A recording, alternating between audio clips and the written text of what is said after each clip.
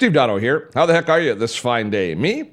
I'm feeling pressed for time because we have a lot to cover. Today, I want to spend some time looking at email autoresponders with you. This is a class of software that includes Aweber, which is the tool that I'm going to show you, but it also includes MailChimp and Constant Contact and Emma Mail and a whole wide variety of services that are designed to help you manage a email list, which it can be customers, they can be prospects, they can be fans of whatever product that you're delivering or whatever channel you happen to have. But many types of businesses need to manage their mail list. And these autoresponders are the tools that really serve that market well. It's fraught with challenges because of spam laws and that sort of stuff. So each of the tools has their own ways of dealing with those issues. Now, I've actually outgrown Aweber. I've been using Aweber for the last year. I'm about to migrate to a more advanced application, but before I leave it, I wanted to make sure that I documented how I use it, and so that you can see whether or not this is a tool that might work for you. Regardless if it's Aweber, another autoresponder indeed might also serve the purposes. But for today, we're going to look at Aweber. So it is email autoresponders today on Dotto Tech.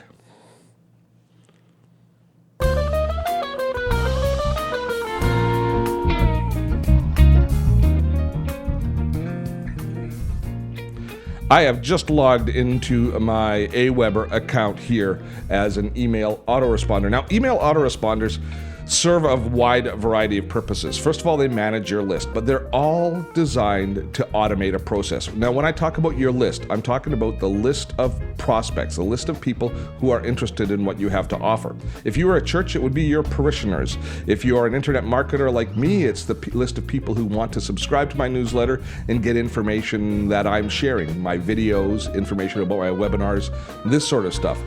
At some point, we often want to take this list and monetize the list. We want to, instead of just sending out free information and engagement to this list, we want to send them an offer to sell. And so it's an important part of our entire business. Now, there is a challenge attached to all autoresponders, and that is that we don't want to run afoul of spam laws, which are very aggressive where I live in Canada, but pretty increasing in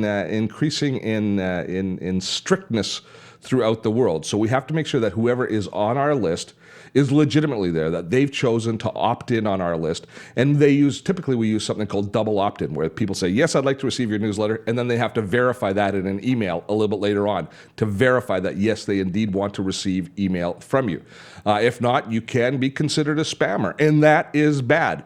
And it's especially bad when you belong to one of these services, because we all get painted by the same brush to a certain extent. If the email services, or if email clients start to recognize all the email coming, say, from Aweber, or that there's a few people on Aweber that are sending spam, well, they'll start to flag all the email coming from Aweber as spam, and then all of a sudden it's a service that doesn't work for any of us.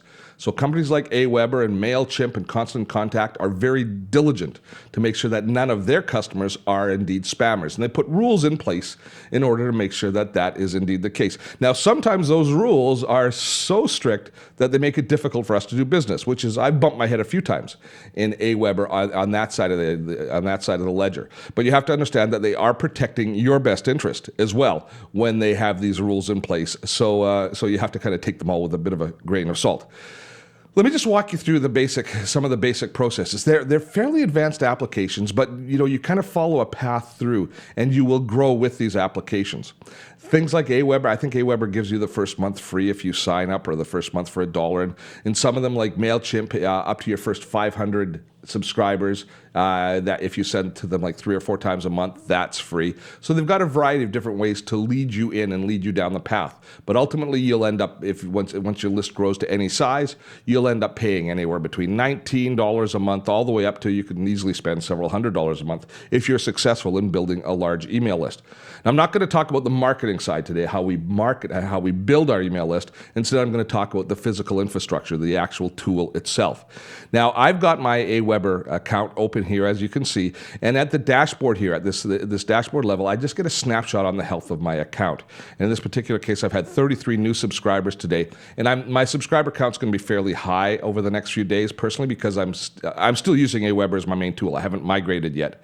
but we're in the process of registering people for a new webinar. So I'm using Aweber as a tool in that registration process. So that's why my numbers are a little bit higher than they normally would be. On a typical day, I'll get maybe 30 in a full day, between 20 and 30 new subscriptions in a day with my normal activities. And a variety of people have unsubscribed. And this is a good thing. When you start out with an email list, sometimes you think, oh, so many people have unsubscribed. 4 or 5 people unsubscribed today. They don't love me anymore. Great, because the more people you have on your list, the more you end up paying for that list to send that email out. And you don't want to be sending email to people that aren't interested in what you happen to be doing. So it's just better to get rid of them. And it's not really, I know it sounds harsh to get rid of them. It's just better not to have them on your list. You will soon appreciate the people unsubscribing as much as you appreciate the people subscribing, because a clean and efficient list converts well, and it's almost like reducing. When you're cooking, you're reducing, then you're adding flavor. The more the tighter your list is, the more higher percentage of opens that you have of your overall list and the emails you send, means that you can generate that much more momentum from whatever it is you're offering. So unsubscribes are not a bad thing.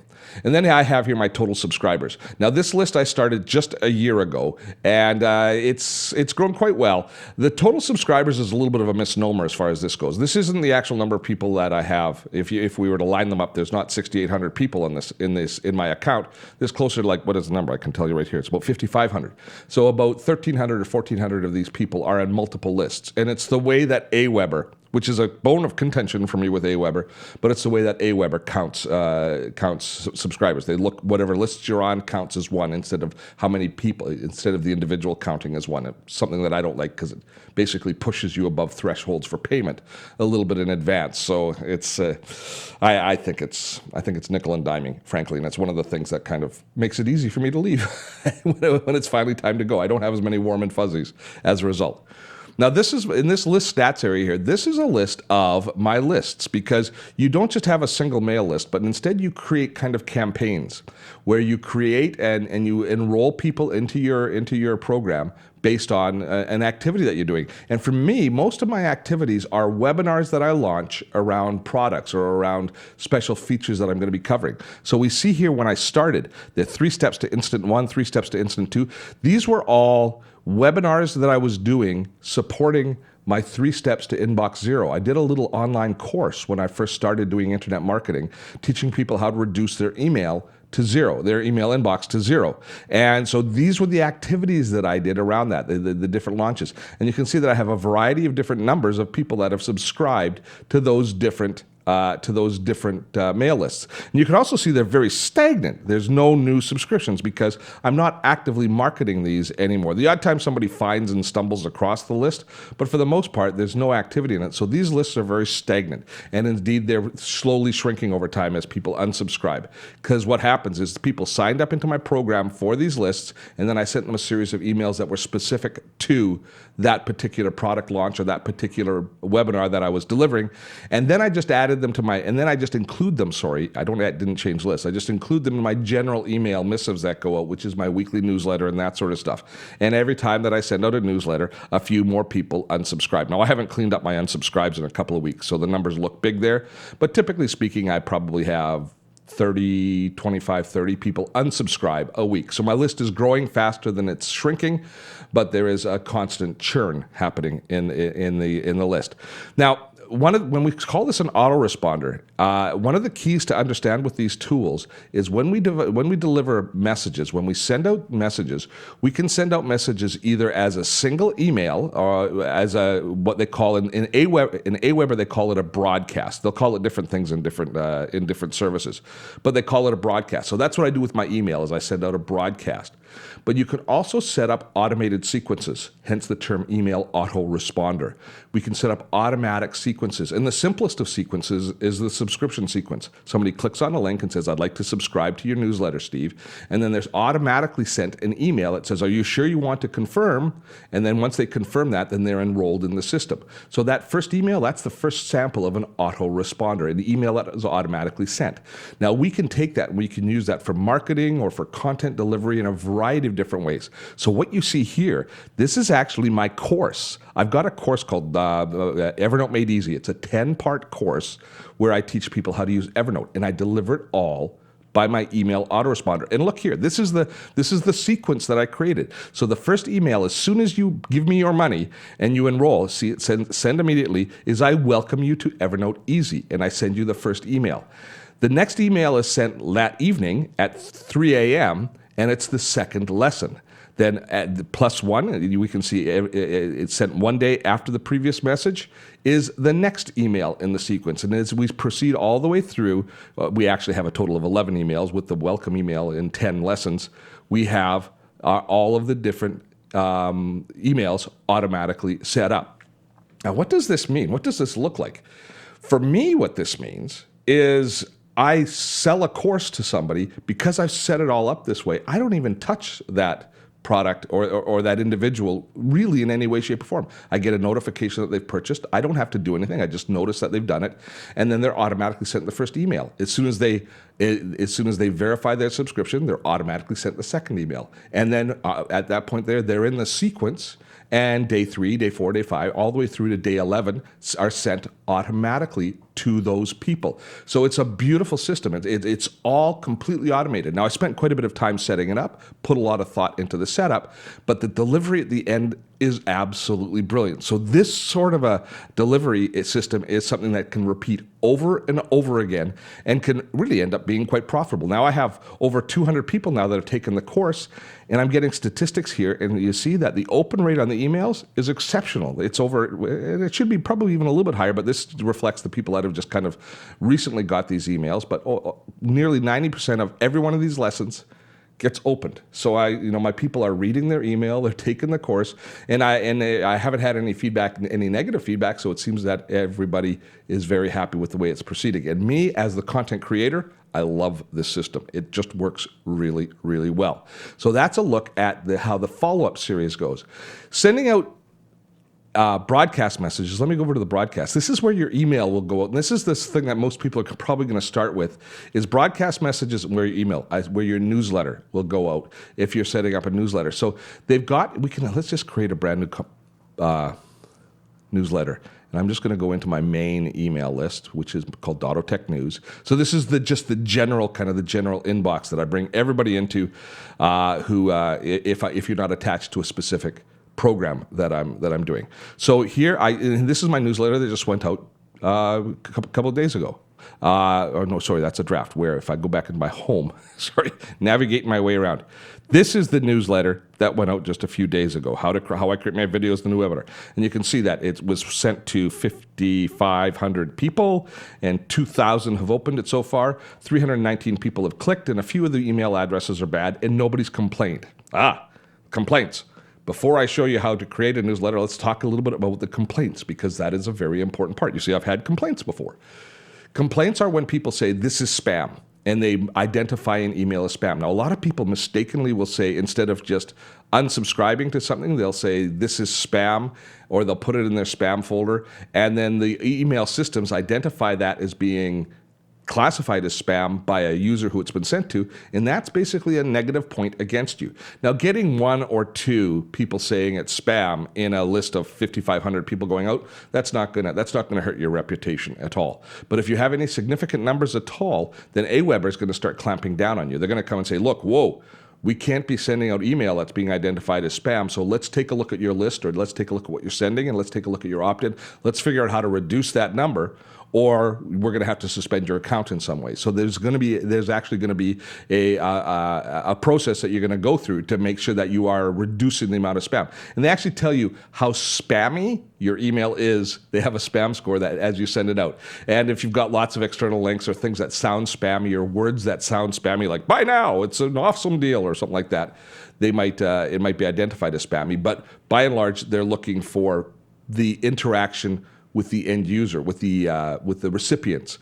That's the thing that's going to count most strongly against you if you indeed end up being being heavy in the spam. And also email addresses that bounced. That indicates that your list is stale or hasn't been maintained properly. And if you've got a lot of bad email addresses in it, then they're also going to look at that, because they don't want to be sending out email that just bounces around on the internet and then keeps trying to be delivered. And that just looks bad for a list as well. A little rambly today, I apologize for that, but let's jump now back into the broadcast messages. Let me show you, if I go into to create a broadcast, what that looks like. So the process, because what will happen is when you go into your messages, you've got the ability to start a brand new email newsletter or something like that, and you can work with it either as let me just go back because I started this out as just a plain text one, I think. You can do plain text, and I send most of my emails as fairly plain text. A lot of my stuff, all of my lessons go out as plain text, but you can also send out something called HTML email, which will allow you to basically dress up the page an awful lot, add graphics and add more font choices and all that kind of stuff. So let me go create a broadcast, drag and drop email builder. That is what I wanted right there. So when I open this, now we see one of the keys to all of these apps is how good their templates are. So this is a template for this is the template selection area for all of the different types of templates that Aweber has, allowing me to structure my newsletter with their templates. So if I go into here and I click, that's a pretty nice template actually. I kind of like that. So I click here on the side, I can go in and now I can view all of their templates and I can say categories, and now we see their roster. And there are lots and lots to choose from. And they've got a kind of a WYSIWYG HTML editor here that allows you to apply these templates. Now, I've used 3 different email programs in my tests. I've used Aweber, which is the one that I chose and the one that I've used. It's good and solid. Its delivery is great. Its support is excellent. It's a little bit rigid as far as its rules go, and they nickel and dime a little bit. But their templates are good, as are the templates in MailChimp that I've seen.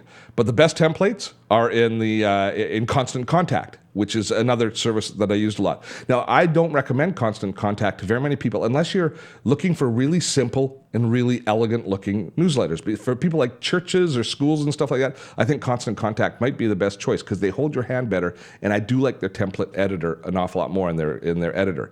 Aweber is, I think, for anybody who's fairly technically competent, like myself, I think it's a great choice. And MailChimp, I think, is probably the best overall choice, just because of the way that they structure their business and how their accounts work. If I had this all to do over again, I would probably choose MailChimp right out of the gate, but Aweber has served me very, very well. And if you're willing to, if you're a little bit more technically inclined and you're able to roll up your sleeves and kind of figure things out a little bit occasionally, there's no problems at all with Aweber. Now, the folks at Aweber might disagree. They might say, no, we're just as easy to use as MailChimp. Well, I respectfully disagree with that. And I don't like, there are a few technical pieces that I just don't like. The fact that I can't combine lists, for example. I can't take people that are grouped on different lists. All of my 3 Steps to Inbox Zero people, I can't pull them all together into a single list. Aweber won't let me modify the lists that way, so that severely limits this as far as kind of advancing it into more of a customer relationship management tool. MailChimp does allow that sort of thing. Having said all of that, once you've built your newsletter, then you go through a little bit of a validation process. You send yourself a test email and proofread it like crazy, and then you can either schedule it for some time in the future or you can send it yourself.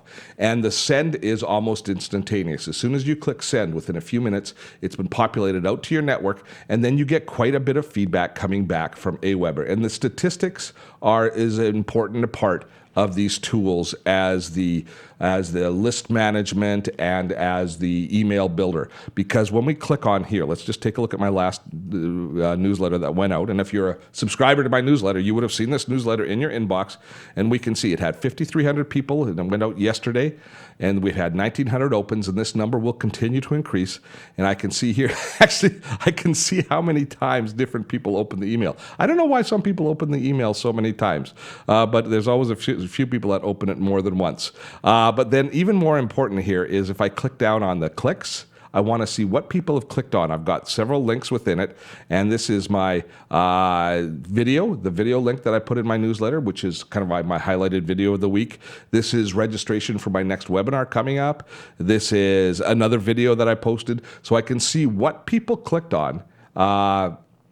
within the list. And here we start to see some real marketing tools being applied as well. Because if this many people clicked on just this video, I can actually send a message just to those people. So it will parse out those people and allow me to send messages just to those people. So it'll allow me to, on the fly, make subsets. I wish that Aweber would extend this sort of control out into the main list area and allow me to tag people within the main list area and create subsets there. But they do it based on the email. And it works. I mean, it's an elegant system, and it will work for, in some cases, if I was selling a product and I had a whole bunch of people that clicked on the demo video, I might want to send them a special offer, very quickly afterwards. And this identifies only people who are interested. So it works pretty well from that perspective. Let me think. What else should I show you? They've all got integration into other tools. So the sign-up forms, how you sign people up for your lists, you can create little embed codes that you can put on your website. And depending on what other tools you use, you can also have API-level integration or fairly deep integration with this email autoresponder. So all of the pages that I create, all of the landing pages for my webinars and stuff like that, those automatically create opt-in boxes. Let me just go to my site and I'll show you what an opt-in box looks like. It automatically creates these sort of pages. So actually, there'll be two places. Right here, this is generated, this subscribe button is generated directly within Aweber. So I created that, and it sits here on my page, and it actually identifies how many people subscribe here. And quite a few people subscribe just right from this link here. The next level, the next type of opt-in for people to sign up for the list, I have here within each of my posts, and this will go in on different landing pages. Now, this one here, this opt-in page is created using actually a page creation tool I use called Optimize Press. And I can choose different standard formats, but it integrates directly with Aweber. So all I do is when I create it, I say I want it to go to Aweber, and I can actually select which of my lists in Aweber this registration will reflect. So it works quite elegantly from that level there. So once you've chosen it, it really integrates nicely with all of your other tools. And that same can be said for Constant Contact, for MailChimp, for all of the other services. Most of them have this level of integration with all of the page building services and with WordPress and that sort of stuff. So from that perspective, it works really well. So I'm going to wrap things up a little bit now. I'm not going to spend too much more time in Aweber because this is already a little bit of a longer demo than I anticipated. But I hope you have a sense now of what you can do with an email autoresponder. I didn't even show you the lists. I said I'm going to quit right now, but instead I'm going to go back and I'm just going to show you subscribers just briefly. So this is where we see and manage all of our different subscribers. Now, and they're all chronologically listed. So these are my most recent subscribers. But you can actually go through and you can sort your subscribers based on a variety of different criteria and based on what different information you collected from them. So it does give you a modest amount of control over the subscribers, but this is the area here, managing subscribers, that really, once you realize that you need to do an awful lot more massaging of the information with your subscribers, that's when you bump your heads into the ceiling with a tool like an email autoresponder, and you have to start looking at a CRM. So I'm looking at applications like Infusionsoft and Entreport in order to allow me a lot more control and a lot more management capability with those subscribers.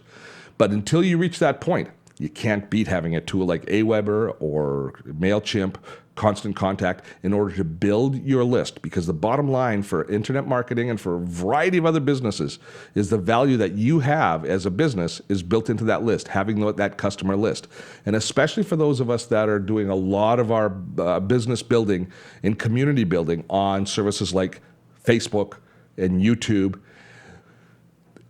allowing those services to own your customers because they've only given you a like or only given you a subscription puts you at risk, because all that they have to do is change the rules and you can be completely disenfranchised from your customer base. So it behooves us to get those people into our own list.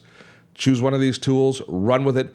I don't think at the end of the day that if you choose Aweber versus MailChimp that your business will succeed or fail because of that service. It's, there's going to be some benefits and some negatives to each one.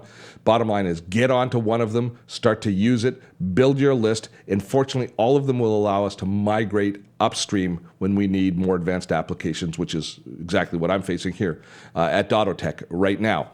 I hope that you found this video useful. It was an overview of email autoresponders. There are 3 ways for you to stay in touch with us here on Dotto Tech, and several of them include using this autoresponder. The first, of course, subscribe to this YouTube channel. Second, sign up for the newsletter. And if you sign up for the newsletter, you'll be going through the process of enrolling currently in Aweber. If you watch this in a couple of months, it'll probably be with a different email autoresponder or a different application, but you'll get a sense for the process from the end user's perspective. And finally, Dotto Tech is a community-funded site. We're supported by our friends at Patreon. If you value the content here and you'd like to become a participating member of our community, drop by the Patreon page. For as little as $1 a month, you get some awesome perks, and you ensure that Dotto Tech will continue to provide great content like this for the foreseeable future. Till next time, I'm Steve Dotto. Have fun storming a castle.